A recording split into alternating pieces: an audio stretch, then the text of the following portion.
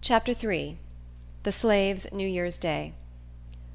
Dr. Flint owned a fine residence in town, several farms, and about 50 slaves, besides hiring a number by the year. Hiring day at the South takes place on the 1st of January. On the 2nd, the slaves are expected to go to their new masters. On a farm, they work until the corn and cotton are laid. They then have 2 holidays.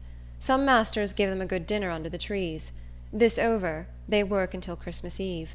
If no heavy charges are meantime brought against them, they are given 4 or 5 holidays, whichever the master or overseer may think proper. Then comes New Year's Eve, and they gather together their little alls, or more properly speaking, their little nothings, and wait anxiously for the dawning of day. At the appointed hour the grounds are thronged with men, women, and children, waiting, like criminals, to hear their doom pronounced. The slave is sure to know who is the most humane or cruel master within 40 miles of him. It is easy to find out on that day who clothes and feeds his slaves well, for he is surrounded by a crowd begging, "Please, massa, hire me this year. I'll work very hard, massa." If a slave is unwilling to go with his new master, he is whipped or locked up in jail until he consents to go, and promises not to run away during the year. Should he chance to change his mind, thinking it justifiable to violate an extorted promise, woe unto him if he is caught. The whip is used till the blood flows at his feet, and his stiffened limbs are put in chains, to be dragged in the field for days and days. If he lives until the next year, perhaps the same man will hire him again, without even giving him an opportunity of going to the hiring ground. After those for hire are disposed of, those for sale are called up. O you happy, free women! Contrast your New Year's Day with that of the poor bondwoman.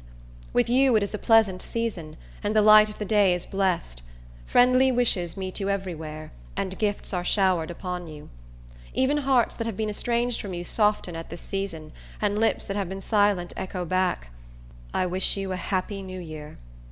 Children bring their little offerings, and raise their rosy lips for a caress. They are your own, and no hand but that of death can take them from you. But to the slave mother, New Year's Day comes laden with peculiar sorrows. She sits on her cold cabin floor, watching the children who may all be torn from her the next morning, and often does she wish that she and they might die before the day dawns. She may be an ignorant creature, degraded by the system that has brutalized her from childhood, but she has a mother's instincts, and is capable of feeling a mother's agonies. On one of those sale days, I saw a mother lead 7 children to the auction block. She knew that some of them would be taken from her, but they took all. The children were sold to a slave trader, and their mother was bought by a man in her own town. Before night her children were all far away. She begged the trader to tell her where he intended to take them. This he refused to do. How could he, when he knew he would sell them, one by one, wherever he could command the highest price? I met that mother in the street, and her wild, haggard face lives today in my mind. She wrung her hands in anguish and exclaimed, "Gone, all gone. Why don't God kill me?" I had no words wherewith to comfort her. Instances of this kind are of daily, yea, of hourly occurrence. Slaveholders have a method, peculiar to their institution, of getting rid of old slaves, whose lives have been worn out in their service.